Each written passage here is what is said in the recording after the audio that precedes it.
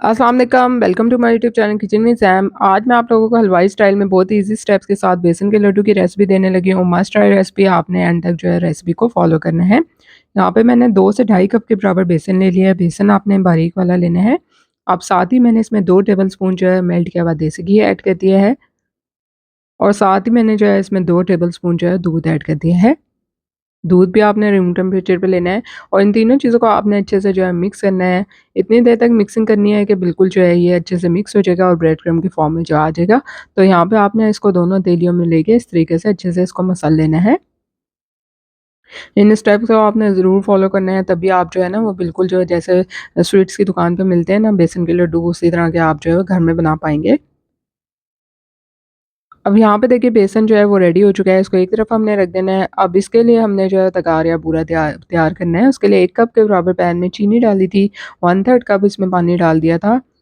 अगर आप जो है ना आइसिंग शुगर के ज़रिए इसको बनाएँगे बेसन के लड्डू को, सिंपल चीनी को आपने पीसा पाउडर बनाया हो तो बेसन के लड्डू आपके जो है वो बिल्कुल भी मज़ेदार नहीं बनेंगे।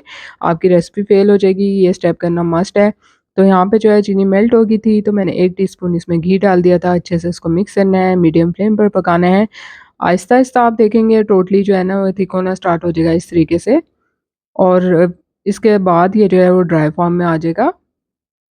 तो यहाँ पे ये देखिए तैयार जो है रेडी हो चुका है। हल्का-सा मैंने इसको मैशर से जो है मैश कर लिया था और अब जो है पैन में आधा कप के बराबर देसी घी डाला है और बेसन जो था उसको हमने अच्छे से छान लिया था और इसमें शामिल कर देना है ताकि इसमें कोई गुठलियाँ वगैरह ना रहें। और अब बेसन को जो है आपने लो टू मीडियम फ्लेम पर अच्छे से जो है भून लेना है।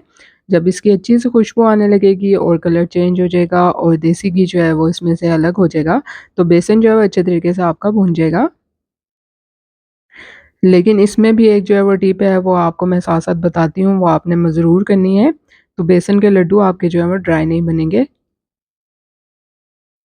तो यहाँ पे देखिए बेसन अच्छे तरीके से भुन गया था, इसका कलर चेंज हो गया था। अब यहाँ पे जो है मैंने थोड़ा-सा इसमें 2 से 3 बार इस तरह से आपने ना पानी के छींटे इसमें मारने हैं।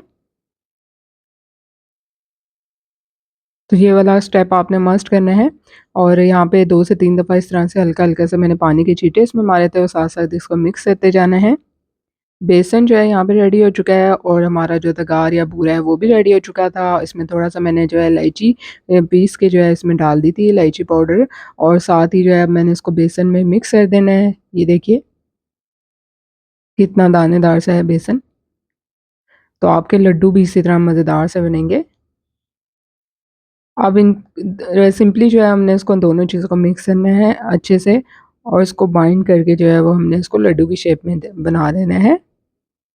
आप लोग चाहें तो इसमें ड्राई फ्रूट्स शामिल कर सकते हैं, लेकिन उसके बगैर ये बहुत मज़ेदार से लगते हैं। गार्निशिंग के लिए आप यूज़ कर सकते हैं ड्राई फ्रूट्स को। तो यहाँ पे मज़ेदार से बेसन के लड्डू जो हैं वो रेडी हो चुके हैं, 1 बाय 1 हमने सारे बना लिए थे।